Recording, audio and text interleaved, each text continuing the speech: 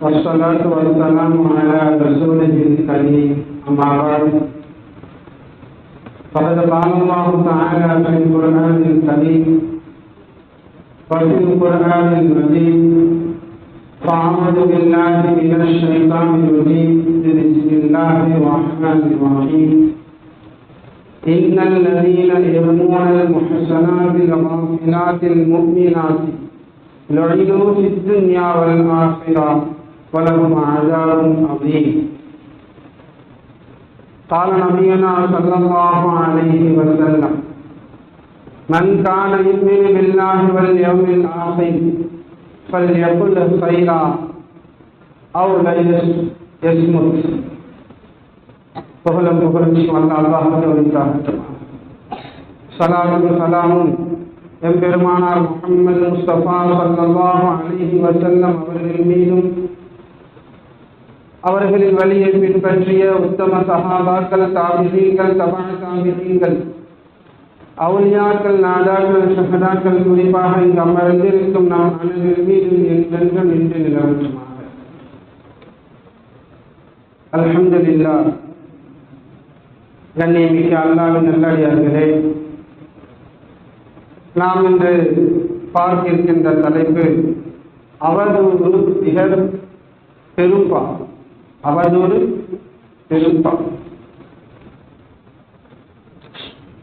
கண்ணியமிக்க அல்லாஹ்வின் நல்லடியார்களே,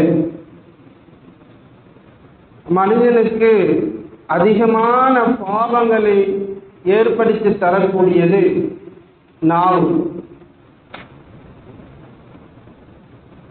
அதே நேரத்தில் அதிகமான நன்மைகளை கொடுக்கக்கூடியதும் நாவு.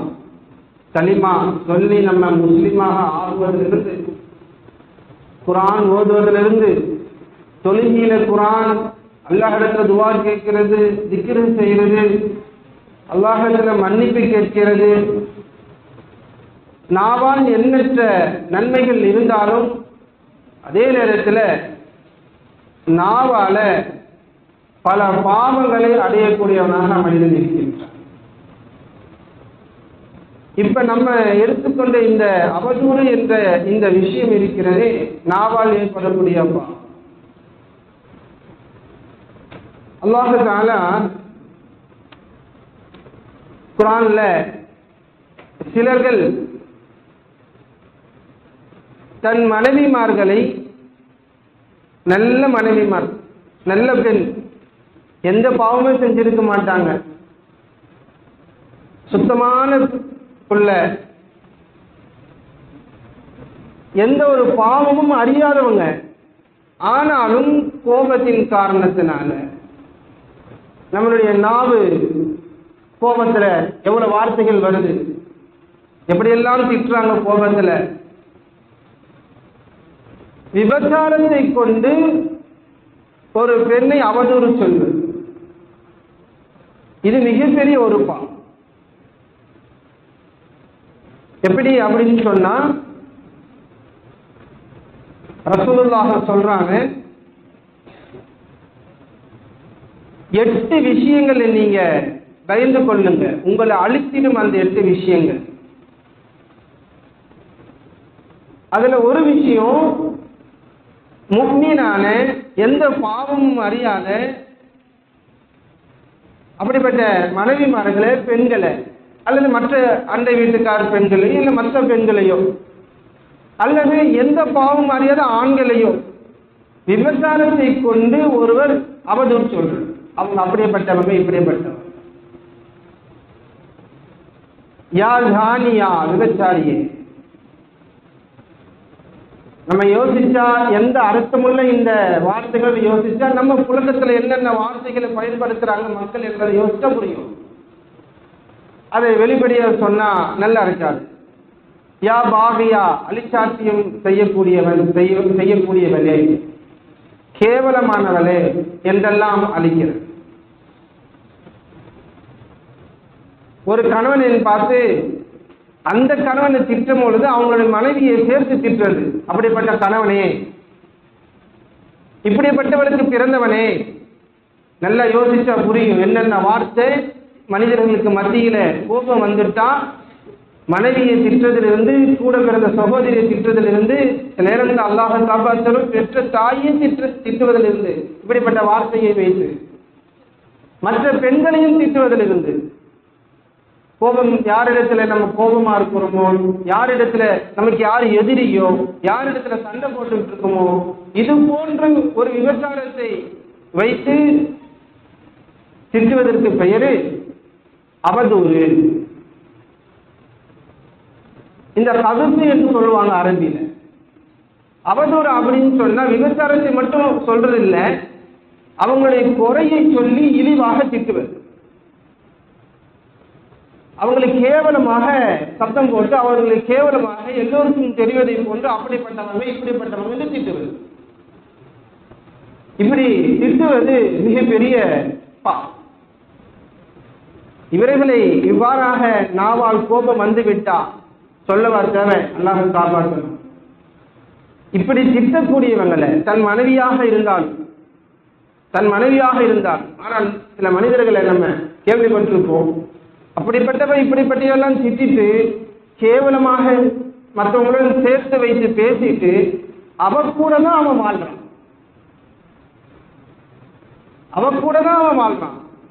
எப்படிப்பட்ட கேவலமான ஒரு மனிதனாக சில நேரங்களில் நாவல் மனிதன் விடுகிறான் என்பதை நம்ம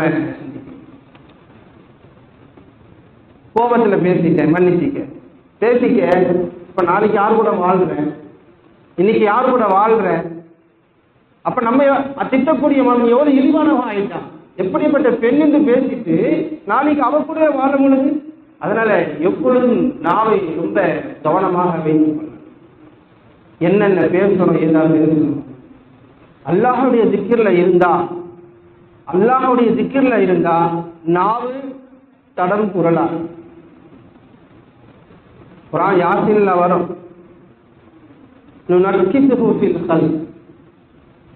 மனிதன் ஆரம்பத்தில் எப்படி பிறந்தானோ அவன் வாலிபனாக ஆகி அந்த வாலிப நேரத்தில் அல்லாஹ் ஒரு குவத்தை ஆற்றலை கொடுத்து அந்த வாலிபம் முடிந்து வயோதிகமாக வரும் பொழுது அப்படியே சிறுபிராயத்துல குழந்தையில எப்படி இருந்தாலும் அல்லாஹ் மாத்திடுறான். படைப்பினங்களை நம்ம அப்படியே மாற்றி போட்டுருக்கோம். குழந்தையாக இருக்கும் பொழுது சிறுநீர் வந்தா மலம் வந்தா தெரியாது இல்லையா, அதே போல வயோதிகம் வந்து விட்டாலும் சில பேருக்கு தெரியாம போதா இல்லையா. எப்படி சிறிய வயதுல அடம் பிடிக்கிறாங்களோ வயோதிகம் சில பேர் அடம் பிடிக்கிறாங்களா இல்லையா. எப்படி சிறிய வயதுல குழந்தைகள ஏதாவது ஒரு விஷயம் சொன்னா புரியலையோ, வயதானங்களுக்கு புரியல கிட்ட போய் அவங்களுக்கு எப்படி புரிய வைக்கிறோம், குழந்தைக்கு புரிய வைக்கிற மாதிரி இல்லையா. இந்த நிலை வயோதிகத்துல வரும். ஆனா பெருமக்கள் சொல்லுவாங்க, பெரும் உலமாக்கள்லாம் சொல்லுவாங்க, இந்த நிலை ஒரு வயதானவர்களுக்கு வராமல் இருக்கணும். வயதான பிறகு நாவு புரள்வது, சிந்தனையிலே இல்லாம பேசுறது, உணர்வு இல்லாம போகிறது, இது வராம இருக்கணும் அப்படின்னு சொன்னா எப்பொழுதும் அல்லாஹ்வுடைய திக்ர்ல இருக்கணும், அல்லாஹ்வுடைய குர்ஆன் ஓதணும், அல்லாஹ்வுடைய ஞாபகத்துல இருந்துகிட்டே இருந்தா வயோதிகத்துல இந்த இழிவு வராது அப்படின்னு பெருமக்கள் சொல்லுவாங்க. இப்ப எப்பொழுதும் அல்லாஹ் ஒரு திக்ருக்குரிய நபராக நம்ம இருந்தோம் அப்படின்னு சொன்னா நாவு நம்ம யோசிக்காத அளவுக்கு நம்மளே யோசிக்க மாட்டோம். சில நேரங்கள்ல நான் இப்பெல்லாம் பேசணும்னா கோபம் இல்லை பேச வச்சிருக்க நிலை நமக்கு வராது. இவ்வாறு தன் மனைவியும் மற்ற பெண்களையும் விபச்சாரத்தை வைத்து ஒருவர் அவதூறாக பேசுறாங்க அப்படின்னு சொன்னா அவர்களை அல்லாஹ் தஆலா சபிக்கிறான். லுஈனு ஃபித்துன்யா, அல்லாஹ் இந்த உலகத்துல சபிக்கிறான். உலகத்துல அது மட்டும் போகாம வல் ஆகிரா, மறுமையில் அல்லாஹ் சபிக்கிறான். உலகத்துல சபிச்சுட்டா ஏதோ எப்படியோ தட்டி தடுமாறி வாழ்ந்து அஜல் வந்த பிறகு மொத்தம் போயிட வேண்டியதுதான். எப்படியும் மனிதன் கழிச்சிடுவான். இப்பதான் ஆரம்பிச்ச மாதிரி இருந்தது, 7-8 தராவியா முடிஞ்சு நோவு முடிஞ்சு இல்லையா. காலங்கள் கடந்துடும், ஆகிரத்திலே சபிச்சா என்ன போறது? ஒன்னு சொர்க்கம் இல்லைன்னா நரகம், 2 இடத்துல வேற இல்லையே. அதனால யாரையும் விபச்சாரத்தை வைத்து இட்டி கட்டி பேசக்கூடாது. ஒரு ஆணையும் சரி பெண்ணையும் சரி. வலகும் அதாபுன் அதீம், அவர்களுக்கு துன்யாவிலே ஆகிரத்திலும் மிகப்பெரிய வேதனை இருக்கிறது என்பதாக. கண்ணியத்திற்குரியவர்களே, இந்த அவதூறாக பேசுற இந்த பழக்கம் பெண்களிடத்துல அதிகமாக இருக்கும். நம்ம பெண்களிடத்துல எச்சரிக்கையாக சொல்லி இருக்கணும். துன்யா அப்படின்னா என்ன? அடிக்கடிக்கு சொல்லப்படுது, அல்லாஹ் சபிக்கிறான் சபிக்கிறான். என்ன சபிக்கிறன்னா என்ன ஆகும், என்ன ஆகும் அப்படின்னு சொன்னா அதுக்கு விளக்கம் எழுதப்படுது, அல்லாஹ்வுடைய ரஹ்மத்தை விட்டு அவன் தூரமாயிடும். அல்லாஹ்வுடைய ரஹ்மத்தை விட்டு தூரமாயிடும். எல்லா சைராத்துகளும் வர்க்கத்துக்களை விட்டும் அந்த மணி தூரமாயிடும். அல்லாஹ்வுடைய ரஹ்மத்தை இல்லைன்னா என்ன ஆகும்? வீட்டுல அந்த மாதிரி புறம் பேசுறவங்க இடத்துல, அவங்களுடைய வீட்டுல, அவங்களுடைய வாழ்க்கையில, அவங்களுடைய வருமானத்துல எந்த பரக்கத்தும் இருக்காது. அதனால ஒரு ஹதீஸ்ல எப்படி வரும், யார் அதிகம் புறம் பேசுறாங்க அவங்க ஏழ்மை, அவங்களுக்கு பக்ரி ஏற்படும், ஏழ்மை ஏற்படும், ஏழ்மை ஏற்படும். அவர்கள் தவறு செய்தார்களோ செய்யலையோ, பார்த்தமோ பார்க்கலையோ வேற விஷயம். அதை பரப்பக்கூடாது, அவதூறாக பேசக்கூடாது. உலகத்தில் அல்லாஹ் எல்லா பரக்கத்தையும் அல்லாஹ்வுடைய ரஹ்மத்தை இல்லைன்னா நம்ம செய்யற காரியங்கள் எல்லாம் வீணாதான் போகும். வீணா போயிடுச்சு அப்படின்னா மனிதனுடைய வாழ்க்கை ஹராம்ல போயிடும். ஏன்னா பரக்கத்து இல்லை, நிம்மதி இல்லை, சம்பாதிச்சுன்னா எங்க போகுதுன்னு தெரியல, எப்ப பார்த்தாலும் நோய், எப்ப பார்த்தாலும் மருத்துவ செலவு, அந்த பிரச்சனை இந்த பிரச்சனை, சும்மா தான் இடிச்சுக்கிச்சு, இன்னும் ஆறல, சின்ன வேலை தான், லைட்டா தான் இடிச்சுக்கிச்சு, இவ்வளவு செலவு வச்சுட்டு, இதான் பரக்கத்து இல்லாத நிலை. அப்ப மனிதன் என்ன ஆவான்? வட்டி வாங்குவான், கடன் வாங்குவான், மோசடி செய்வான் வியாபாரத்துல. அல்லாஹ்வுடைய ரஹ்மத் எப்பொழுதும் இருக்கணும், அல்லாஹ்வுடைய பரக்கத் நமக்கு எப்பொழுதும் இருக்கணும் அப்படின்னு சொன்னா நம்ம நாம பாதுகாக்கணும்.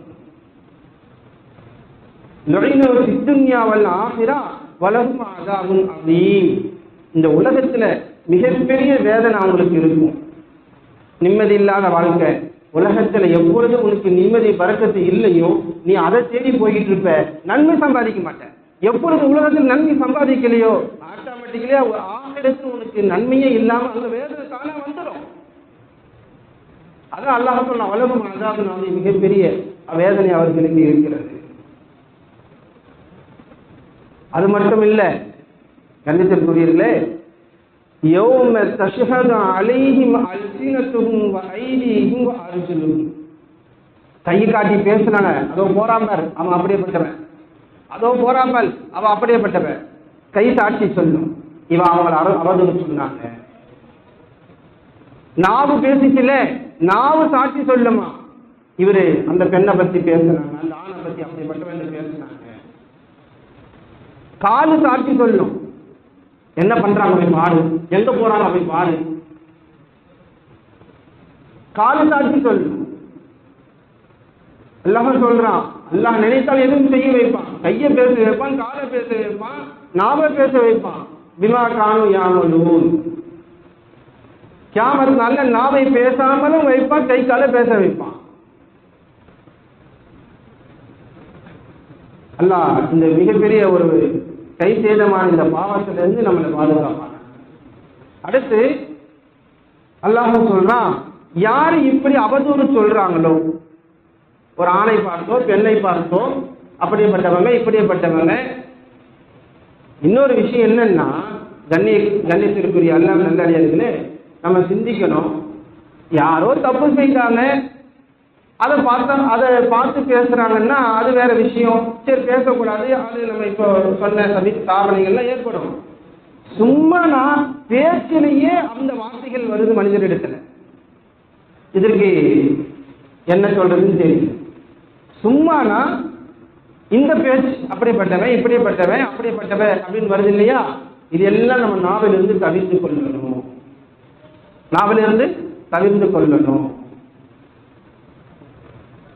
யார் இப்படி அவதூறு சொல்றாங்களோ அவங்கள 4 சாட்சி கொண்டு வரும்.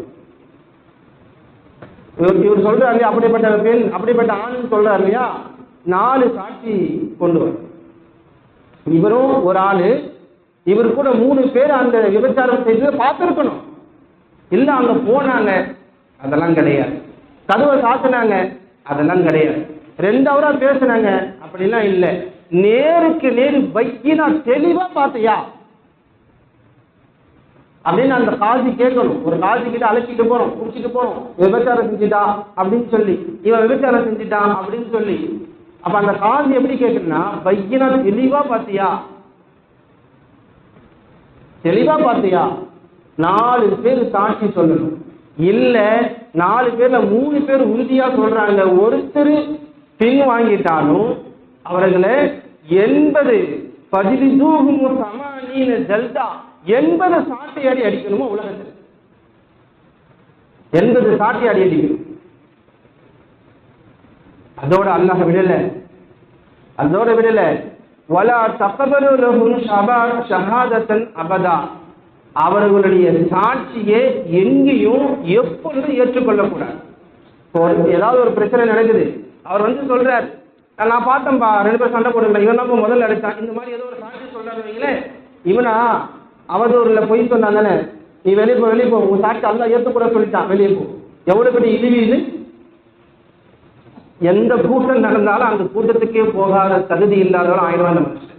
ஏன் எது சொன்னாலும் ஏற்கக்கூடாது. அல்லாஹ் சொல்லிட்டான், வலா தக்பலு லஹும் ஷஹாதத்தன் அபதா வஉலாயிக ஹுமுல் ஃபாஸிகூன். அவங்கெல்லாம் பாவி. ஆனால் கண்ணியத்திற்குரிய அல்லாஹ்வின் நல்லடியார்களே, நாம் நாவை கவனமாக பாதுகாத்துக் கொள்ளும். சஹாபாக்கள் கேட்பாங்க, முஆத் இப்னு ஜபல் ரலியல்லாஹு தஆலா ரசூலுல்லாஹ்ட்ட கேட்டாங்க, யார் ரசூலல்லாஹ், நாவால கூடவா நம்ம பிடிக்கப்படுவோம்? ஒருத்தனை கையில அடிச்சுட்டேன், அபகரிச்சுட்டேன், திருடிட்டேன் அப்படின்னா பிடிக்கப்படலாம். மனுஷன் திருடிதான் பிடிக்கப்படலாம். நாவு செய்யற பாவத்தாலும் கூட ஒருத்தர் பிடிக்கப்படுவான் அப்படின்னு கேட்கிறான். வீணா போன முஆதே, அதாவது வீணா போன முஆதே, நரகத்துக்கு அதிகமாக போகக்கூடியவங்க நாவால தான். ஒரு மனிதன் நரகத்துக்கு அதிகமா போகக்கூடிய ஆட்கள் எதனால போறாங்கன்னா நாவால தான் போவாங்க. ஏன்? நாவை வச்சுக்கிட்டு அப்படிப்பட்டவங்க இப்படிப்பட்டவங்க, அவன் திருடன், அவன் மோசடி செஞ்சுட்டான், என்னைக்கும் மோசடி செஞ்சிருப்பான் இல்லையா? இப்ப ஏதாவது ஒரு வேலையை செய்யும் பொழுது இவர் ஏதோ இதில் செய்ய போறாரு, அதெல்லாம் நம்ம பேசக்கூடாது. பார்க்காம எதையுமே நம்ம பேசக்கூடாது. அடையாளங்கள் இருந்தாலும் பார்க்கக்கூடாது, நேருக்கு நேரு பார்த்தாதான்.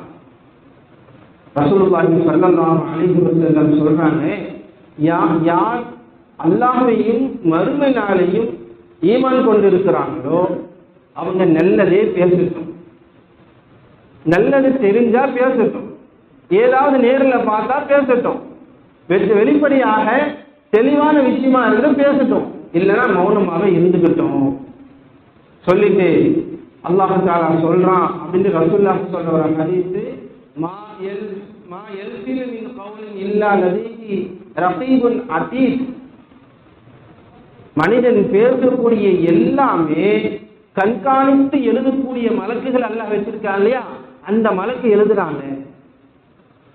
சாப்பிட்டியா அப்படின்னு கேட்கறான் ஒரு மனுஷன். அவரு சாப்பிட்டியா கேட்டதுக்கு அவரு சாப்பிட்டேன், இல்ல சாப்பிடலன்னு பதில் சொல்றாங்க. இதையும் அல்லாஹ் எழுதுறான். அப்படின்னு சொல்றோம்ல, எவ்வளவு பெரிய வார்த்தை.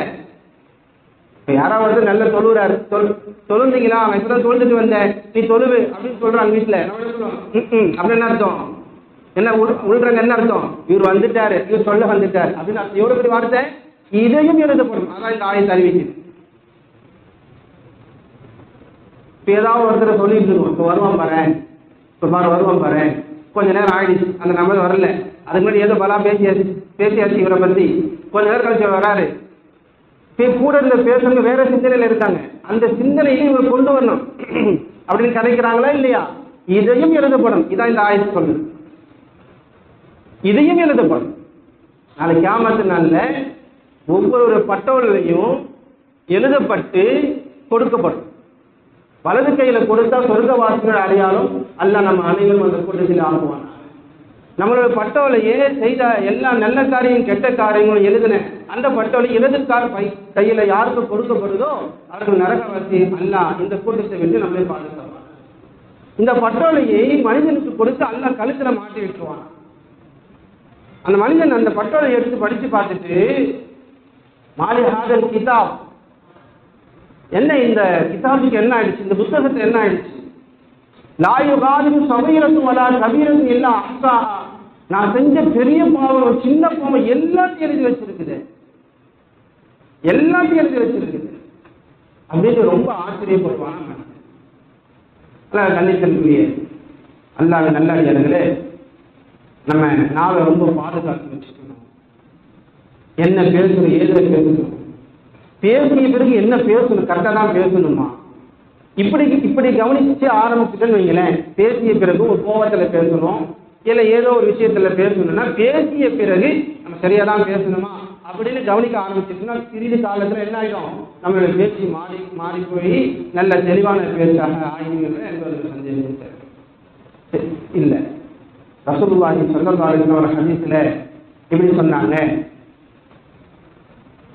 அம்சிக்க அலைக்க லிசானக், வீட்டுல பரக்கத்து இருக்கணும் அப்படின்னு சொன்னா ரசூலுல்லாஹ் சொல்லி கொடுக்குறாங்க. வீடு விசாலமா பரக்கத்தா நிம்மதியா இருக்கணும் அப்படின்னா ரசூலுல்லாஹ் சொல்லி கொடுக்குறாங்க. அம்சிக்க அலைக்க லிசானக், உன்னுடைய நாவை நீ பாதுகாத்துக்கொள், உன்னுடைய நாவை நீ பாதுகாத்துக்கொள். ஒரு எசாட்ச பைசக், உன்னை வீடியை நீ விசாலமா வச்சுக்க. அப்படின்னா அர்த்தம், இந்த நாவால நல்லதை பேசிக்கிட்டு நல்லதையே சொல்லிக்கிட்டு உம்மா பாப்பா கிட்டே நல்லதை பேசிக்கிட்டு பிள்ளைங்கிட்டே நல்ல விதமா நடந்துக்கிட்டு மனைவிமார்களின் நல்ல வார்த்தைகளை பயன்படுத்திக்கிட்டு இருந்தா அந்த வீடு பரக்கத்தான் நிம்மதியா இருக்கும். சமீபத்துல ஒரு மனைவி ஒரு கணவனிடத்துல சொன்ன செய்தியை கேள்விப்பட்டு எனக்கு செய்தி கேள்வி வந்து சந்தோஷப்பட்டாங்க.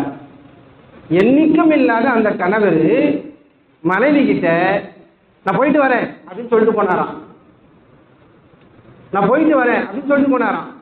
மறாவது நாள் அந்த மனைவி சொன்னாங்களாம், அவர் சொல்றாரு, நேற்று ஒரு விஷயம் நீங்க செஞ்சீங்க, ரொம்ப பிடிச்சி போயிருந்துச்சு, ஏன் அப்படி செஞ்சீங்க, என்ன செஞ்ச சொல்லு, இல்லை ஏன் என்ன செஞ்சீங்க, போயிட்டு வரும் சொல்லிட்டு போனீங்களே ரொம்ப சந்தோஷமா இருந்துச்சு, ஏன் என்னாச்சு திடீர்னு அப்படின்ட்டு மனைவி கணவன்கிட்ட சொல்ல. யோசனை பண்ணி பார்த்தா எப்படி வீட்டில் நம்ம நடந்துக்கிறோம், போயிட்டு வரது சொல்ற வார்த்தை எவ்வளவு ஒரு சந்தோஷமான வார்த்தை மனைவிக்கு அமைஞ்சிருக்குதா அப்படின்னு சொன்னா, அந்த மனைவிக்கு மனசுல தன் கணவன் மீது முஹப்பத் ஏற்பட்டா உணவு சுவையாயிடும், படுக்கறை சுவையாயிடும், இன்பமாயிடும், பேச்சு இன்பமாயிடும், முஹப்பத் ஏற்படும்.